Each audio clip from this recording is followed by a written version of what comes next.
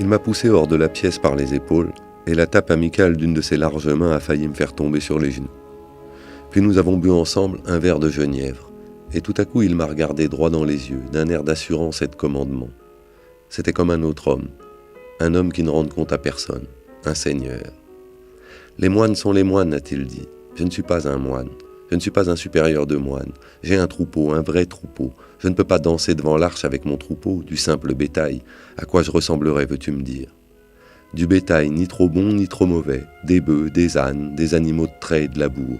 Et j'ai des boucs aussi. Qu'est-ce que je vais faire de mes boucs ? Pas moyen de les tuer ni de les vendre. Un abbé mitré n'a qu'à passer la consigne au frère portier.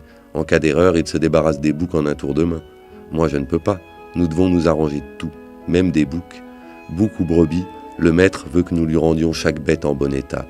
Ne va pas te mettre dans la tête d'empêcher un bouc de sentir le bouc, tu perdrais ton temps. Tu risquerais de tomber dans le désespoir. Les vieux confrères me prennent pour un optimiste, un Roger Bontemps. Les jeunes de ton espèce pour un croque-mitaine. Ils me trouvent trop dur avec mes gens, trop militaire, trop coriace. Les uns et les autres m'en veulent de ne pas avoir mon petit plan de réforme, comme tout le monde, ou de le laisser au fond de ma poche. Tradition, grognent les vieux. Évolution, chantent les jeunes. Moi, je crois que l'homme est l'homme, qu'il ne vaut guère mieux qu'au temps des païens. La question n'est d'ailleurs pas de savoir ce qu'il vaut, mais qui le commande. Ah, si on avait laissé faire les hommes d'église. Remarque que je ne coupe pas dans le Moyen-Âge des confiseurs. Les gens du XIIIe siècle ne passaient pas pour des petits saints. Et si les moines étaient moins bêtes, ils buvaient plus qu'aujourd'hui, on ne peut pas dire le contraire. Mais nous étions en train de fonder un empire, mon garçon. Un empire auprès duquel celui des Césars n'eût été que de la crotte. Une paix, la paix romaine, la vraie, un peuple chrétien. Voilà ce que nous aurions fait tous ensemble. Un peuple de chrétiens n'est pas un peuple de saintes ni touches. L'Église a les nerfs solides, le péché ne lui fait pas peur, au contraire. Elle le regarde en face, tranquillement, et même, à l'exemple de notre Seigneur, elle le prend à son compte, elle l'assume. Quand un bon ouvrier travaille convenablement, les 6 jours de la semaine, on peut bien lui passer une ribote le samedi soir. Tiens, je vais te définir un peuple chrétien par son contraire. Le contraire d'un peuple chrétien, c'est un peuple triste, un peuple de vieux. Tu me diras que la définition n'est pas trop théologique, d'accord. Mais elle a de quoi faire réfléchir les messieurs qui baillent à la messe du dimanche. Bien sûr qu'ils baillent. Tu ne voudrais pas qu'en une malheureuse demi-heure par semaine, l'Église puisse leur apprendre la joie. Et même s'ils savaient par cœur le catéchisme du Concile de Trente, ils n'en seraient probablement pas plus gais. D'où vient que le temps de notre petite enfance nous apparaît si doux, si rayonnant ? Un gosse a des peines comme tout le monde, et il est en somme si désarmé contre la douleur, la maladie. L'enfance et l'extrême vieillesse devraient être les 2 grandes épreuves de l'homme. Mais c'est du sentiment de sa propre impuissance que l'enfant tire humblement le principe même de sa joie. Il s'en rapporte à sa mère, comprends-tu ? Présent, passé, avenir, toute sa vie, la vie entière tient dans un regard, et ce regard est un sourire. Eh bien mon garçon, si l'on nous avait laissé faire, nous autres, l'Église eût donné aux hommes cette espèce de sécurité souveraine. Retiens que chacun n'en aurait pas moins eu sa part d'embêtement. La faim, la soif, la pauvreté, la jalousie, nous ne serons jamais assez forts pour mettre le diable dans notre poche, tu penses ? Mais l'homme se serait su le Fils de Dieu. Voilà le miracle. Il aurait vécu, il serait mort avec cette idée dans la caboche et non pas une idée apprise seulement dans les livres, non. Parce qu'elle eût inspiré grâce à nous les mœurs, les coutumes, les distractions, les plaisirs et jusqu'aux plus humbles nécessités. Ça n'aurait pas empêché l'ouvrier de gratter la terre, le savant de piocher sa table de logarithme ou même l'ingénieur de construire ses joujoux pour grandes personnes. Seulement nous aurions aboli, nous aurions arraché du cœur d'Adam le sentiment de sa solitude. Avec leur ribambelle de Dieu, les païens n'étaient pas si bêtes. Ils avaient tout de même réussi à donner au pauvre monde l'illusion d'une grossière entente avec l'invisible. Mais le truc maintenant ne vaudrait plus un clou. Hors l'Église, un peuple sera toujours un peuple de bâtards, un peuple d'enfants trouvés. Évidemment, il leur reste encore l'espoir de se faire reconnaître par Satan. Bernique. Ils peuvent attendre longtemps leur petit Noël noir. Ils peuvent les mettre dans la cheminée leurs souliers. Voilà déjà que le diable se lasse d'y déposer des tas de mécaniques aussi vite démodés qu'inventés. Il n'y met plus maintenant qu'un minuscule paquet de cocaïne, d'héroïne, de morphine, une saleté de poudre quelconque qui ne lui coûte pas cher. Pauvre type. Ils auront usé jusqu'au péché. Ne s'amuse pas qui veut. La moindre poupée de 4 sous fait les délices d'un gosse toute une saison, tandis qu'un vieux bonhomme bâillera devant un jouet de 500 francs. Pourquoi ?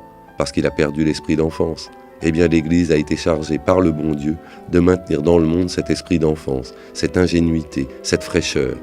Le paganisme n'était pas l'ennemi de la nature, mais le christianisme seul l'agrandit, l'exalte, le met à la mesure de l'homme, du rêve de l'homme. Je voudrais tenir un de ces savantasses qui me traitent d'obscurantiste. Je lui dirais, ce n'est pas ma faute si je porte un costume de croque-mort. Après tout, le pape s'habille bien en blanc et les cardinaux en rouge. J'aurai le droit de me promener vêtu comme la reine de Saba parce que j'apporte la joie. Je vous la donnerai pour rien si vous me la demandiez. L'Église dispose de la joie, de toute la part de joie réservée à ce triste monde. Ce que vous avez fait contre elle, vous l'avez fait contre la joie. Est-ce que je vous empêche, moi, de calculer la précession des équinoxes ou de désintégrer les atomes ? Mais que vous servirait de fabriquer la vie même si vous avez perdu le sens de la vie ? Vous n'auriez plus qu'à vous faire sauter la cervelle devant vos cornus. Fabriquez de la vie tant que vous voudrez. L'image que vous donnez de la mort empoisonne peu à peu la pensée des misérables. Elle assombrit, elle décolore lentement leur dernière joie. Ça ira encore tant que votre industrie et vos capitaux vous permettront de faire du monde une foire, avec des mécaniques qui tournent à des vitesses vertigineuses, dans le fracas des cuivres et l'explosion des feux d'artifice. Mais attendez le premier quart d'heure de silence. Alors ils l'entendront, la parole, non pas celle qu'ils ont refusée, qui disait tranquillement « Je suis la voie, la vérité, la vie », mais celle qui monte de l'abîme « Je suis la porte à jamais close, la route sans issue, le mensonge et la perdition ». Il a prononcé ces derniers mots d'une voix si sombre que j'ai dû pâlir, ou plutôt jaunir, ce qui est hélas ma façon de pâlir depuis des mois. Car il m'a versé un second verre de genièvre et nous avons parlé d'autre chose. Sa gaieté ne m'a pas paru fausse ni même affectée, car je crois qu'elle est sa nature même, son âme est gaie. Mais son regard n'a pas réussi tout de suite à se mettre d'accord avec elle. Au moment du départ, comme je m'inclinais, il m'a fait du pouce une petite croix sur le front et glissé un billet de 100 francs dans ma poche. Je parie que tu es sans le sou. Les premiers temps sont durs, tu me les rendras quand tu pourras. Fiche le camp, et ne dis jamais rien de nous deux aux imbéciles. Apporter de la paille fraîche au bœuf et trier l'âne. Ces paroles me sont revenues ce matin à l'esprit, tandis que je pelais mes pommes de terre pour la soupe. L'adjoint est arrivé derrière mon dos et je me suis levé brusquement de ma chaise sans avoir eu le temps de secouer les épluchures. Je me sentais ridicule. Il m'apportait d'ailleurs une bonne nouvelle. La municipalité accepte de faire creuser mon puits, ce qui m'économisera les 20 sous par semaine que je donne au petit enfant de cœur qui va me chercher de l'eau à la fontaine. Mais j'aurais voulu lui dire un mot de son cabaret, car il se propose maintenant de donner un bal chaque jeudi et chaque dimanche. Il intitule celui du jeudi « Le bal des familles » et il y attire jusqu'à des petites filles de la fabrique que les garçons s'amusent à faire boire. Je n'ai pas osé. Il a une façon de me regarder avec un sourire en somme bienveillant qui m'encourage à parler comme si de toute manière ce que j'allais dire n'avait sûrement aucune importance. Il serait d'ailleurs plus convenable d'aller le trouver à son domicile. J'ai le prétexte d'une visite, son épouse étant gravement malade et ne quittant pas la chambre depuis des semaines. Elle ne passe pas pour une mauvaise personne et même était jadis, me dit-on, assez exacte aux offices. Apporter de la paille fraîche au bœuf et trier l'âne. Soit. Mais les besognes simples ne sont pas les plus faciles, au contraire. Les bêtes n'ont que peu de besoins, toujours les mêmes, tandis que les hommes. Je sais bien qu'on parle volontiers de la simplicité des campagnards. Moi qui suis fils de paysan, je les crois plutôt horriblement compliqués. À Béthune, au temps de mon premier vicariat, les jeunes ouvriers de notre patronat, sitôt la glace rompue, m'étourdissaient de leurs confidences. Ils cherchaient sans cesse à se définir. On les sentait débordants de sympathie pour eux-mêmes. Un paysan s'aime rarement. Et s'il montre une indifférence si cruelle à qui l'aime, ce n'est pas qu'il doute de l'affection qu'on lui porte, il la mépriserait plutôt. Sans doute cherche-t-il peu à se corriger, mais on ne le voit pas non plus se faire d'illusions sur les défauts ou les vices qu'il endure avec patience toute sa vie, les ayant jugés par avance irréformables, soucieux seulement de tenir en respect ces bêtes inutiles et coûteuses, de les nourrir au moindre prix. Et comme il arrive, dans le silence de ces vies paysannes toujours secrètes, que l'appétit des monstres aille croissant, l'homme vieilli ne se supporte plus, qu'à grand-peine, et toute sympathie l'exaspère, car il la soupçonne d'une espèce de complicité avec l'ennemi intérieur qui dévore peu à peu ses forces, son travail, son bien. Que dire à ces misérables ?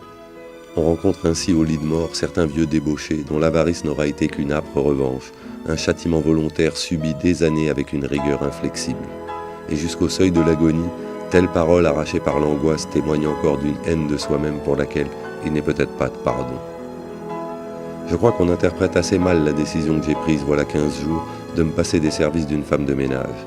Ce qui complique beaucoup la chose, c'est que le mari de cette dernière, M. Pégriot, vient d'entrer au château en qualité de garde-chasse. Il a même prêté serment hier à Saint-Vaast. Et moi qui avais cru bien manœuvrer en lui achetant un petit fût de vin. J'ai dépensé ainsi les 200 francs de ma tante Philomène sans aucun profit, puisque M. Pégriot ne voyage plus désormais pour sa maison de Bordeaux, à laquelle il a tout de même passé la commande. Je suppose que son successeur tirera tout le profit de ma petite libéralité. Quelle bêtise! Oui, quelle bêtise! J'espérais que ce journal m'aiderait à fixer ma pensée qui se dérobe toujours aux rares moments où je puis réfléchir un peu. Dans mon idée, il devait être une conversation entre le bon Dieu et moi, un prolongement de la prière, une façon de tourner les difficultés de l'oraison, qui me paraissent encore trop souvent insurmontables, en raison peut-être de mes douloureuses crampes d'estomac. Et voilà qu'il me découvre la place énorme, démesurée que tiennent dans ma pauvre vie ces 1000 petits soucis quotidiens dont il m'arrivait parfois de me croire délivré. J'entends bien que notre Seigneur prend sa part de nos peines, même futiles, et qu'il ne méprise rien.